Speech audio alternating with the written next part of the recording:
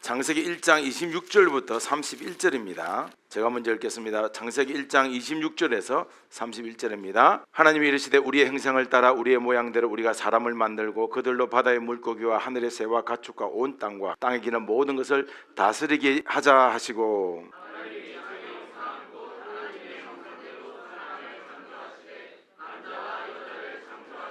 하나님이 그들에게 복을 주시며 하나님이 그들에게 이르시되 생육하고 번성하여 땅에 충만하라. 땅을 정복하라. 바다의 물고기와 하늘의 새와 땅에 움직이는 모든 생물을 다스리라 하시니라.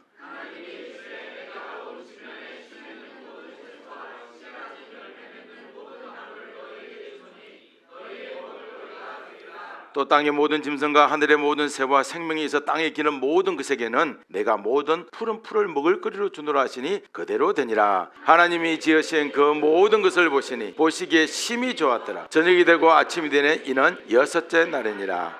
아멘. 할렐루야.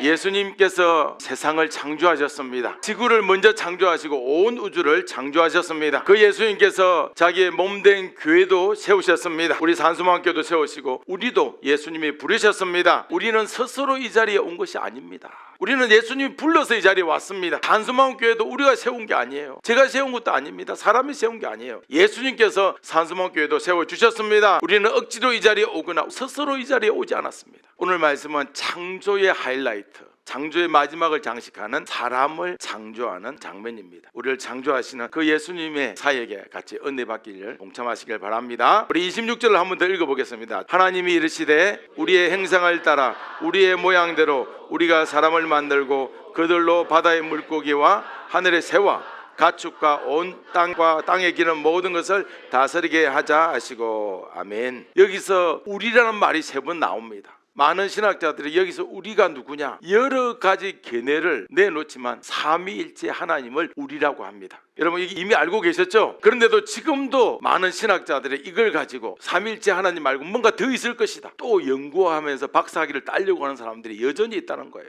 원래 하나님은 영이세요. 하나님이 영이니까 형상이 있어요 없어요? 없어요. 그런데 하나님이 형상이 없는데도 오늘 하나님께서는 우리의 형상과 모양대로 사람을 만들자고 합니다. 이게 무슨 말인가 궁금합니다. 형상이라는 단어가 등장하잖아요. 그래서 많은 신학자들이 이 형상이 뭘까? 우리 인간이 가지고 있는 지정의 아시죠? 지성, 그 다음에 정의, 마음. 의는 우리 마음의 착함, 지정의 두 자로 하면 성품이에요. 이 성품이 하나님의 형상이다. 많은 사람들이 그렇게 이야기를 해요. 또 어떤 사람은 하나님의 형상은 다스립니다. 또 어떤 사람은 하나님의 형상은 하나님과 인간과의 관계다. 우리 인간에게 나타나는 하나님의 형상은 관계다. 또 어떤 사람은 이렇게 말해요. 의사소통이다. 유일하게 가짜 신들하고는 대화가 안 되는데 진짜 신인 하나님하고는 대화가 되잖아요. 그러니까 의사소통이 하나님의 형상이다. 이렇게 말하기도 해요. 그리고 최근에 들어서는 이제 사회학을 전공하시는 분들이 하나님의 형상은 사회성이다. 이렇게 주장하기도 합니다. 하지만 이 모든 것은 눈에 보이는 표면적 해석에 지나지 않습니다. 성경은 이래요. 표면과 이면이 있어요.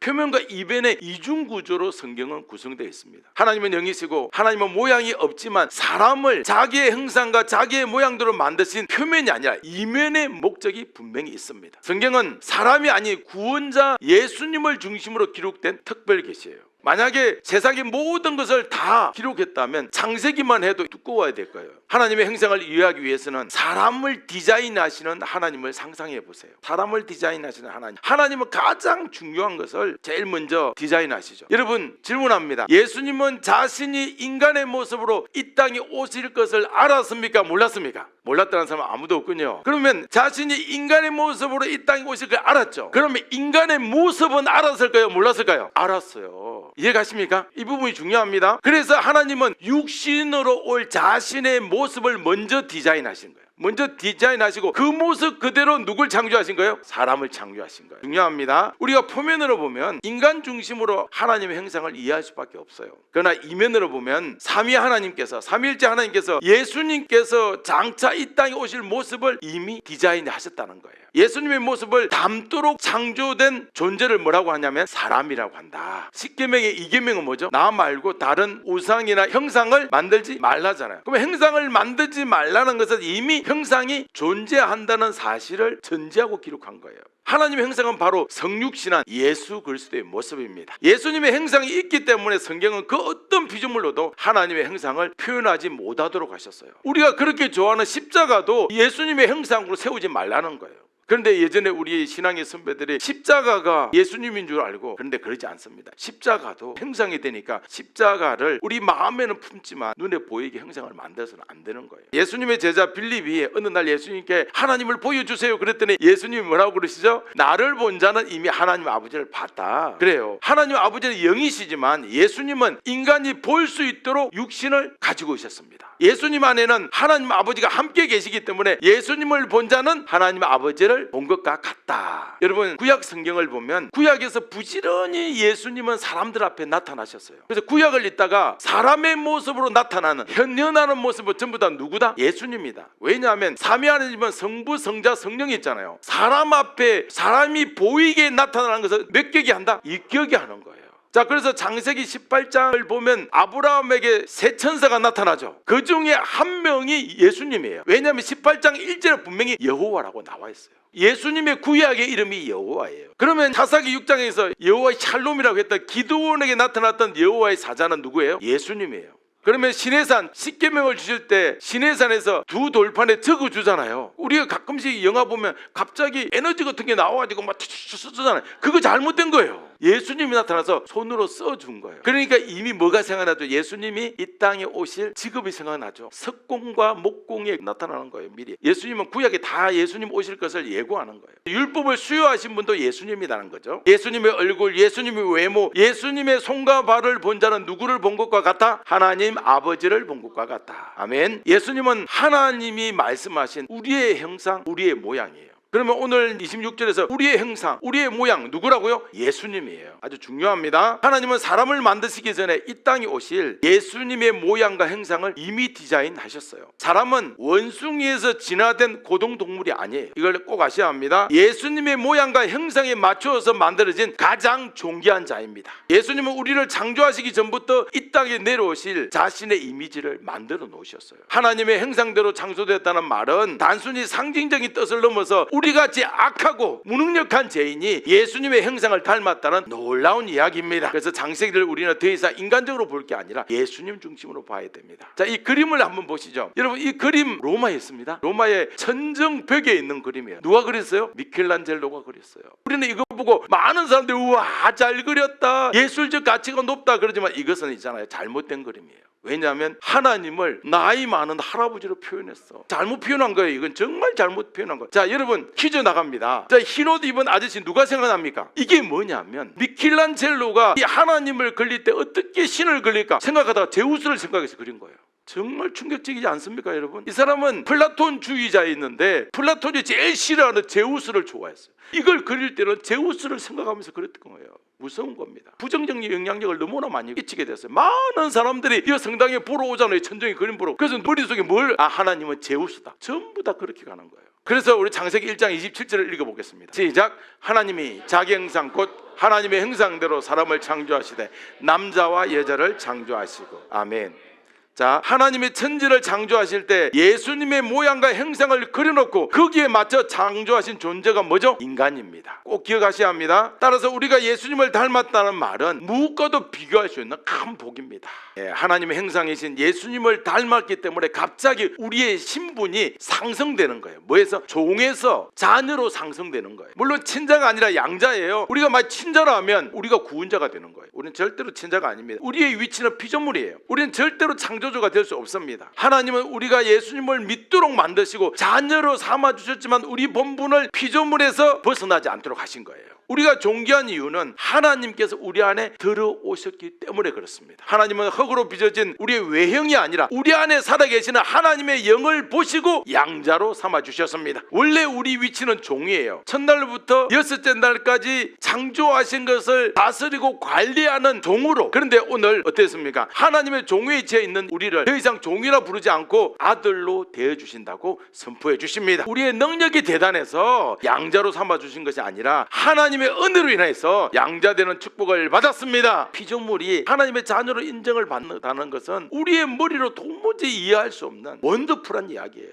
성경은 우리에게 구원에 대한 소망을 주는 특별 계시입니다. 성경은 흙으로 지어진 보잘것없는 피조물이 누구와 같아지는 거죠? 신과 같아지는 거죠. 보잘것없는 피조물이 신과 같은 존재가 되는 그런 이야기가 바로 성경 이야기예요. PPT를 잠깐 보시죠. 놀랍죠? 유전자 몇 %가 동일하다고요? 99%가 동일해요. 사람에게 유전자는 몇만 개가 있을 것 같습니까? 3만 개가 있어요. 그럼 지도 3만 개가 있는데 29,700개가 동일하다고 그래요. 지하고. 놀랍죠? 그러니까 우리는 육체만 대놓고 보면 생지와 다를 바 없는 티끌보다 못한 존재예요. 여러분, 원숭이도 생각한다는 거 아시죠? 강아지도 생각해요. 육체만 놓고 보면 이렇게 다른 동물들과 전혀 다를 바가 우리 없습니다. 하지만 육체는 크게 중요하지 않습니다. 육체는 흙으로 지어졌고 죽으면 흙으로 돌아가요. 우리 안에 하나님의 영이 들어오는 것이 가장 중요합니다. 하나님의 영이 있는 자가 하나님의 형상을 닮은 자입니다.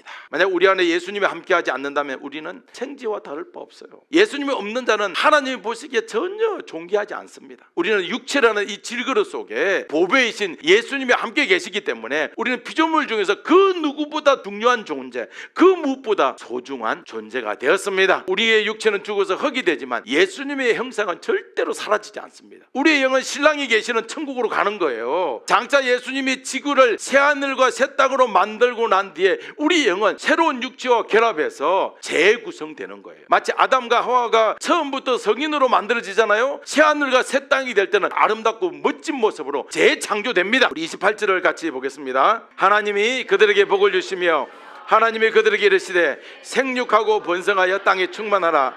땅을 정복하라. 바다의 물고기와 하늘의 새와 땅에 움직이는 모든 생물을 다스리라 하시니라. 아멘.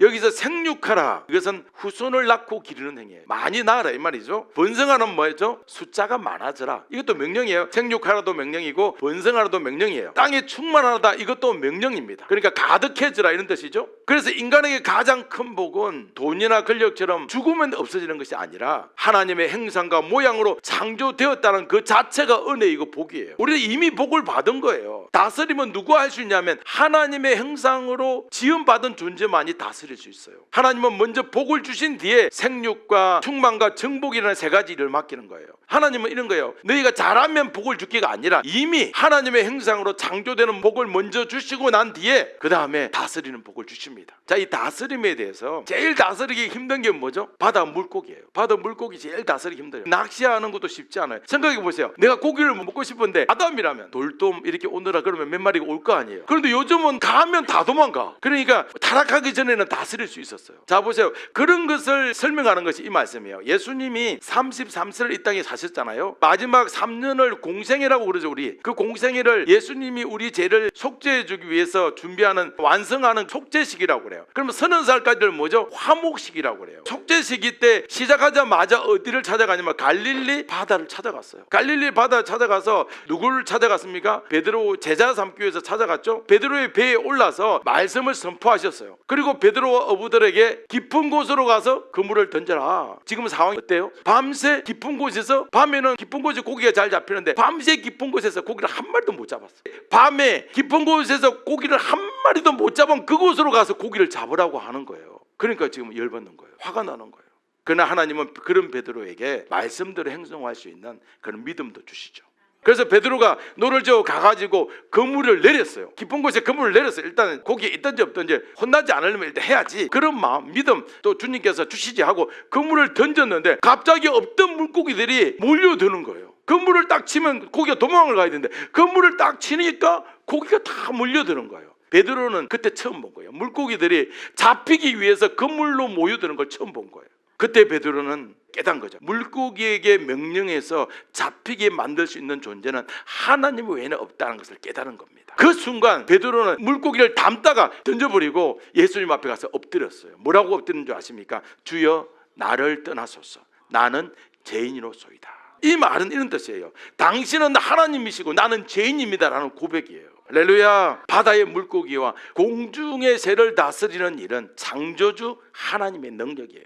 예수님은 그 능력을 사랑하는 인간에게 맡겨주셨습니다. 여러분, 우리의 존귀함은 우리에게서 나오는 것이 아닙니다. 우리가 존귀한 이유는 하나님의 형상으로 창조되었기 때문이에요. 할렐루야. 우리는 예수님을 닮았기 때문에 가장 큰 복을 받은 피조물입니다. 그러나 이제 예수님의 입장에서 볼 때는 예수님의 사람의 모습으로 이 땅에 내려오신 것은 매우 수치스러운 일이라고 했어요. 조물주가 피조물의 모습으로 오는 것 자체가 예수님에게는 고통이에요. 그럼에도 예수님께서 인간의 모습으로 이 땅에 오신 것은 죄악에 빠진 저와 여러분을 구하기 위한 주님의 크신 사랑 때문입니다. 우리는 인간으로 오신 예수님의 은혜를 보면서 감사와 찬양을 끊임없이 올려드려야 합니다. 자, 29절 30절을 보십시오. 시작. 온 지면에 씨 맺는 모든 채소와 씨 가진 열매 맺는 모든 나무를 너에게 주노니 너희의 먹을거리가 되리라. 또 땅의 모든 짐승과 하늘의 모든 새와 생명이 있어 땅에 기는 모든 것에게는 내가 모든 풀을 먹을거리로 주노라 하시니 그대로 되니라. 아멘. 여기서 씨 맺는 채소는 오늘날 채소 같은 거예요. 그러면 열매 맺는 나무는 뭘까요? 과일. 맞습니다. 하나님은 모든 채소와 과일의 맛을 기가 막히게 다양하게 만들었어요. 여러분, 수박이 워터멜론이잖아요. 그럼 멜론은 뭐예요? 그냥 멜론이에요. 같은 멜론인데 맛이 다르잖아요. 여러분, 망고가 얼마나 맛있는지 모르죠? 망고보다 더 맛있는 것도 많아요. 사과보다 더 맛있는 것도 많아요. 잭프루트, 뭐 하여튼 이런 과일들이 너무너무 맛있습니다. 제가 베트남에 가서 먹었던 그 잭프루트의 맛을 지금도 잊지 못하고 있어요. 그러니까 아담은 에덴 동산에 다니면서 오늘은 두리안 먹다가 냄새나, 내일은 잭프루트 먹고 그 다음에 모르는 사과 먹고 딸기 먹고 얼마나 맛있게 먹었겠어요. 야, 모든 과일을 다 먹었어요. 심지어 아담과 하와는 뭐까지 먹은 줄 아세요?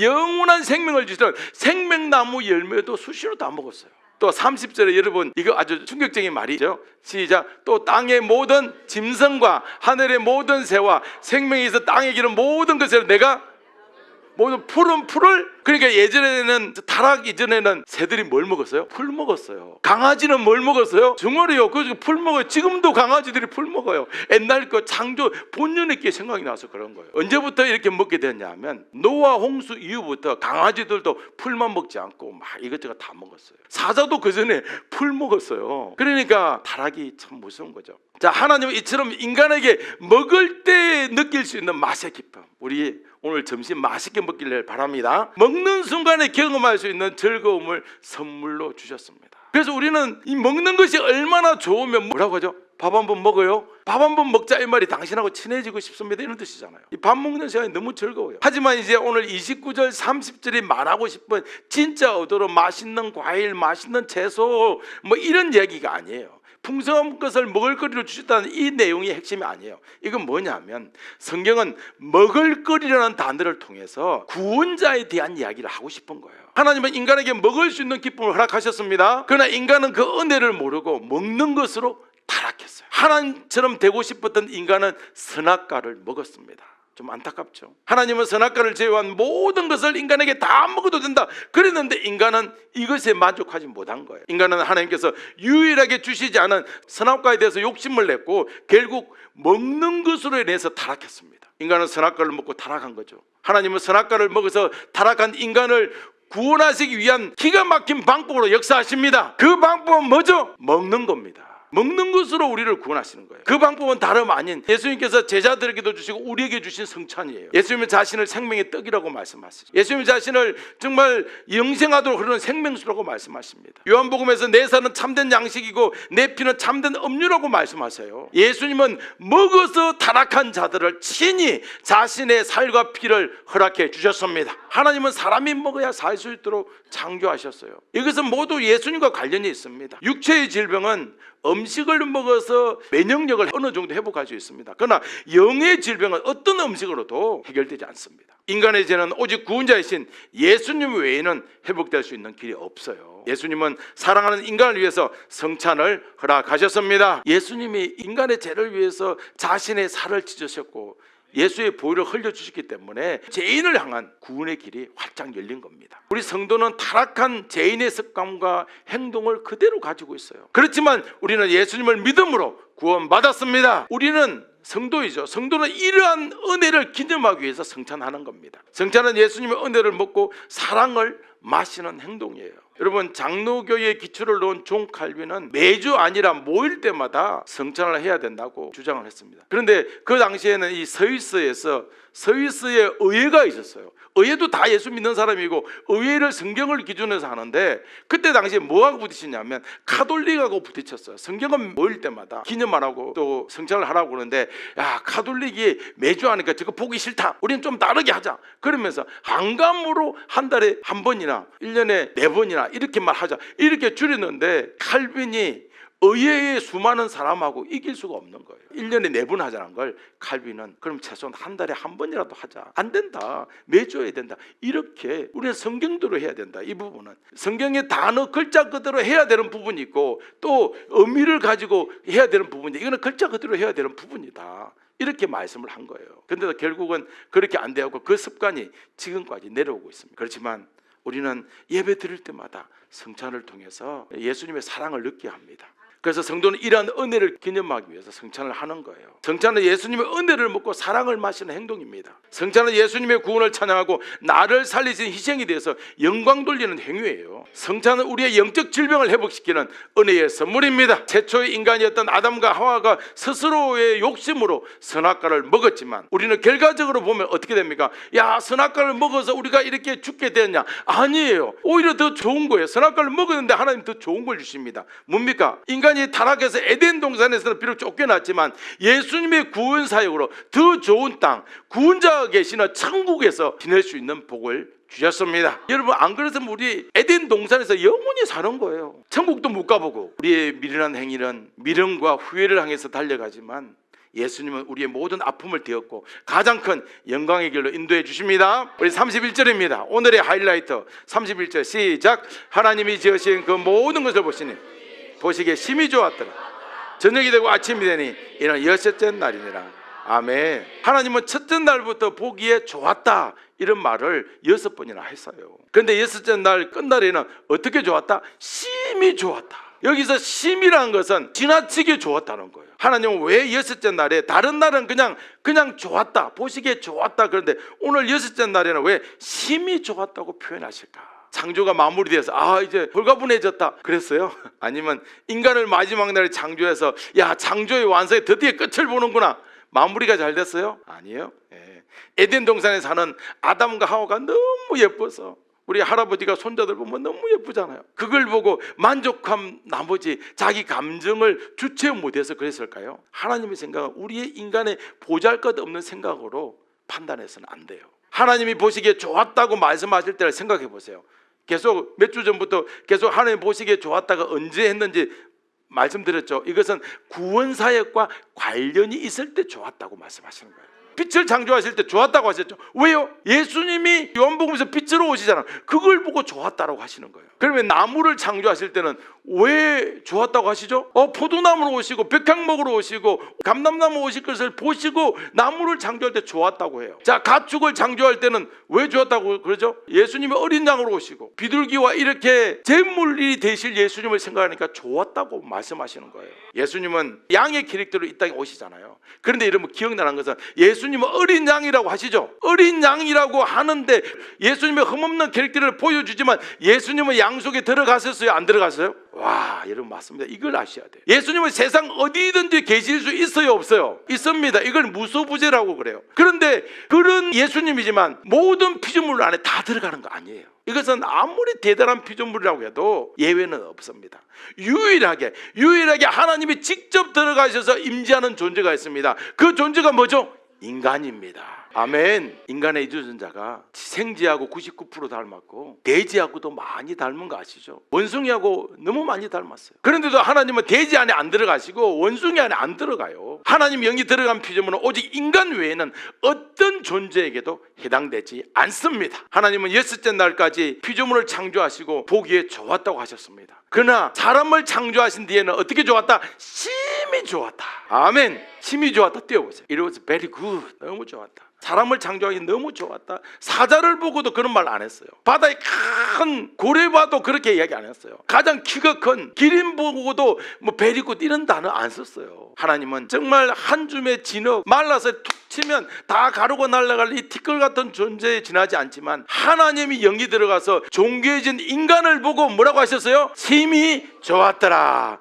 아멘. 하나님은 인간이 예수 그리스도의 형상과 모양을 통해서 창조된 모습을 보셔요. 한 줌의 재처럼 언제든지 부서질 수 있는 티끌로 만들었지만 그 안에 하나님의 영이 있는 걸 보십니다. 하나님은 인간이 비록 타락해서 하나님을 떠난 죽은 자가 되었지만 예수님이 다시 이 땅에 내려와서 모든 죄악을 대속하실 예수님의 사역을 미리 보셔요. 예수님께서 이 땅에 내려오셔서 자신의 신부들 죄인들을 하나하나 찾아가서 그들의 죄를 용서해 주신 것도 보십니다. 그리고 죽으시고 부활하신 뒤에 다시 숨을 후 내쉬면서 성령을 부어주셔서 그들이 하나님을 경배하고 하나님을 찬양하게 만드는 사역도 보십니다. 그리고 무엇까지 보시냐 하면 이후에 자신의 성도들을 신부로 삼아서 새하늘과 새 땅에서 혼인잔치를 하시는 것까지 미리 바라보시고 이 모든 것을 다 아시고 보시는 그 삼위일체 하나님께서 하나님의 형상으로 창조된 인간을 보기에 하나님 보시기에 그 인간이 너무너무 보시기에 좋은 거예요. 그래서 뭐라고 한 거예요? 심히 좋았더라. 아멘. 하나님은 모든 피조물을 보고 심히 좋았다고 하지 않습니다. 하나님은 뭔가 만들어 놓고 야 이거 내가 잘 만들었지?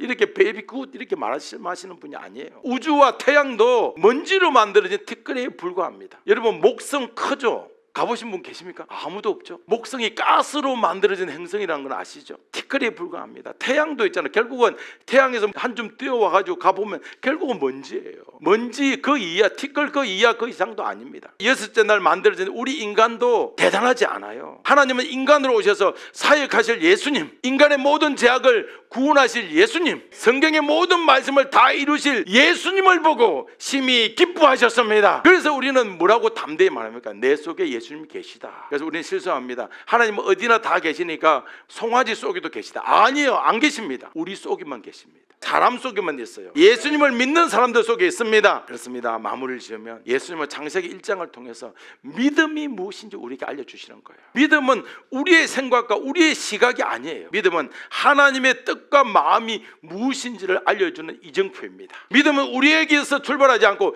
예수님으로부터 출발합니다. 믿음이 없는 자는 오늘 하나님이 보시기에 좋았다는 이 말씀 믿고 이야 이거 나보고 좋았대 그냥 그렇게 말할 수 있지만 믿음이 있는 자는 하나님의 생각과 마음으로 나를 만들 때 예수님의 형상을 보고 사람을 만들고 그리고 내 속에 예수님의 영을 불어넣어 주셔서 좋았더라 하시는구나 생각이 바뀌는 거예요. 우리는 지금까지 이렇게 생각 안 했어요. 그냥 좋았더라 그래 인간이 최고구나 이렇게만 단순히 생각했지만 오늘부터 우리의 눈을 바꾸고 시각을 바꾸시기를 바랍니다. 우리가 이렇게 성경을 깊이 연구하는 것은요 연구를 많이 해서 이렇게 되는 게 아니에요. 하나님이 사랑하는 자에게 계시해 주시고 깨달을 수 있는 힘을 주시는 것은 우리 예수님의 영역입니다. 이것은 세상 모든 인간에게 허락된 계시가 아니라 부족하고 죄많은 우리에게 베푸신 예수님의 사랑입니다. 사랑하는 여러분 우리는 결코 하나님의 창조 역사에 대해서 조금 더 알차게 그런 게 전혀 없는 자예요. 따라서 오늘 우리에게 베푸신 이 은혜는 평생을 감사해도 영원히 찬양해도 부족할 정도로 놀랍고 큰 사랑입니다. 내가 한 줌 흙으로 만들어진 내가 예수님의 형상을 보고 만들어졌다니 놀랍지 않습니까? 그걸로 끝나는 것이 아니라 그 형상 중에 예수의 영을 부어주니까 얼마나 놀랍습니까? 우리는 이 사랑을 알아야 하고 그 사랑의 마음으로 여러분 성경을 읽고 신앙생활을 해 나가기를 주 예수 이름으로 축복합니다.